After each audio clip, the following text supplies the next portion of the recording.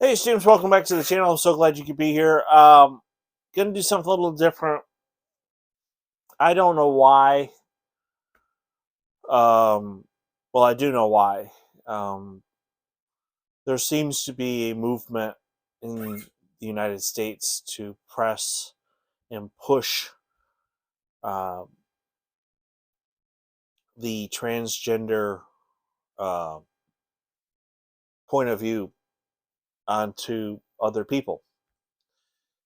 Interesting thing is, even Martina Navratilova came out and said that biological males should not be competing against biological females.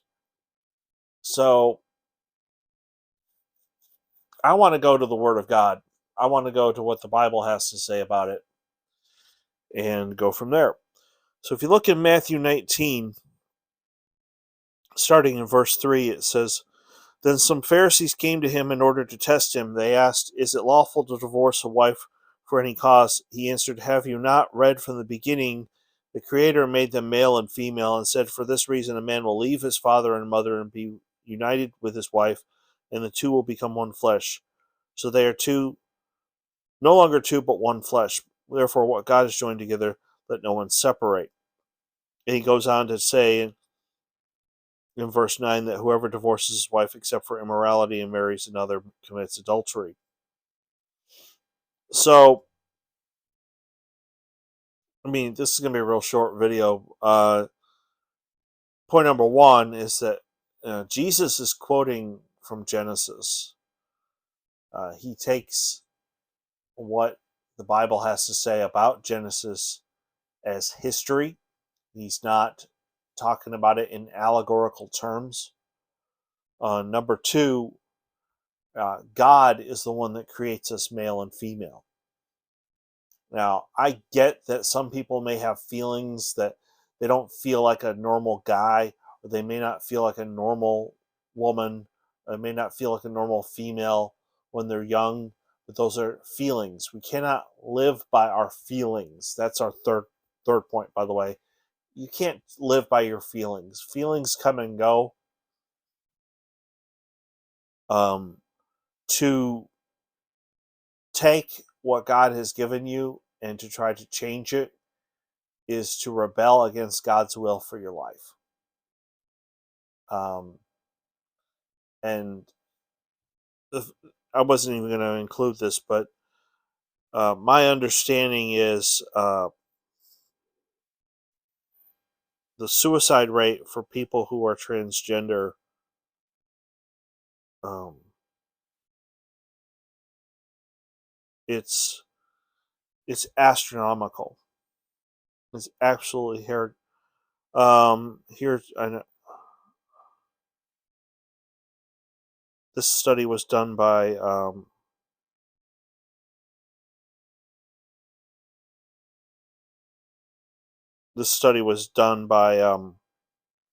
okay.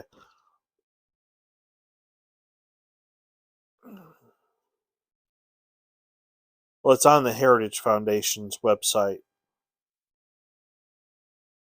Um,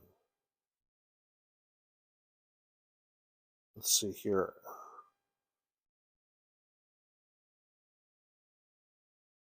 And this,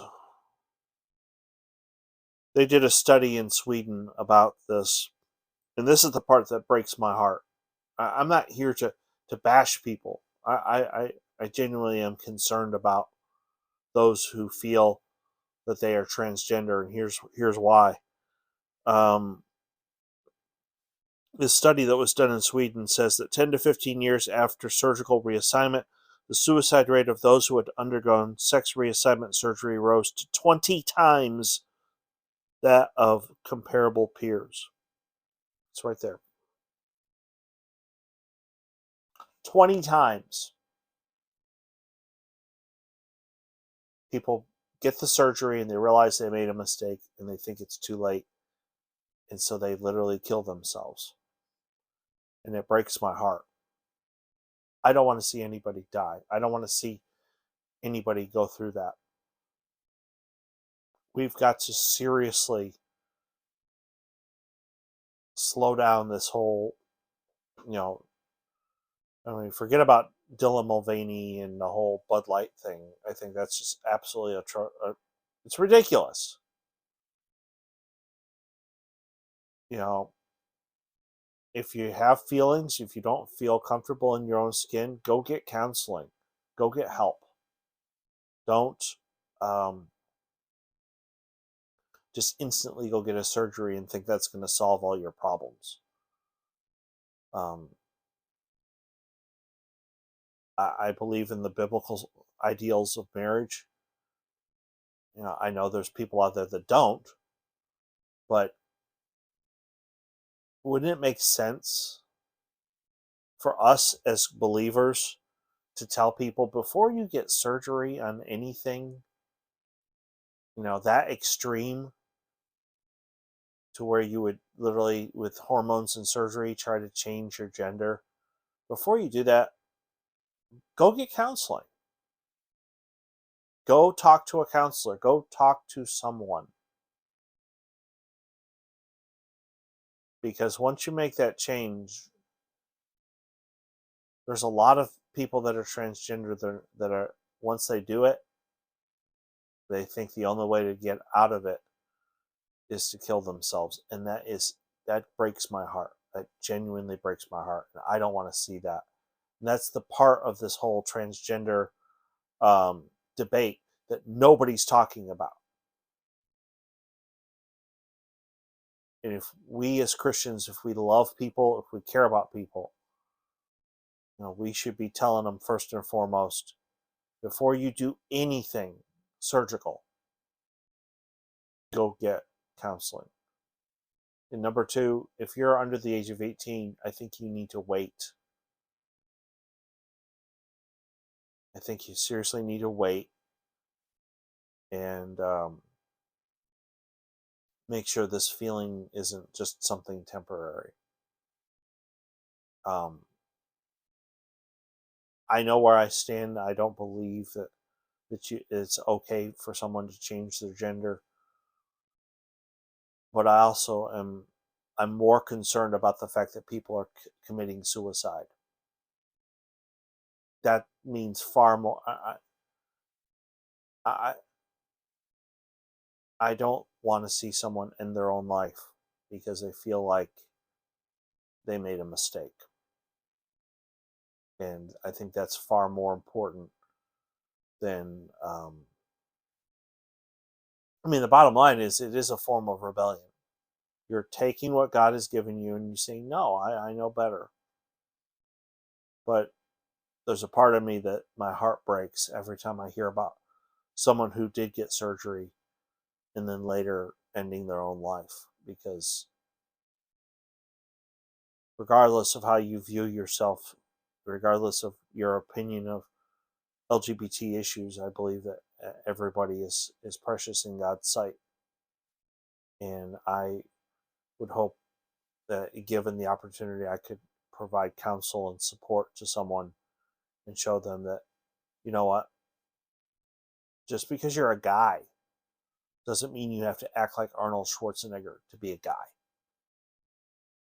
And just because you're a female doesn't mean you have to look like, you know, some supermodel or whatever. You know, you are given the gifts, talents, and abilities you have for a reason, and that is to help other people. And I believe that once you start doing that, that's when you'll find real happiness. It's not based upon your sexuality. It's not based upon what gender you are. It's based upon um, the fact that when you take the spotlight off of yourself and you use what you have to help other people, that's when you're going to find real happiness. So anyway, we'll try to get back to the series on the book of Romans soon, later this week. If you are new to the channel, please hit like and subscribe. I want to thank everybody who does watch on a regular basis. I love you guys. My goal is to put good, solid biblical content on the internet because I want to see Christians become more and more like Jesus each and every day. So I hope you have a great week. Take care and God bless.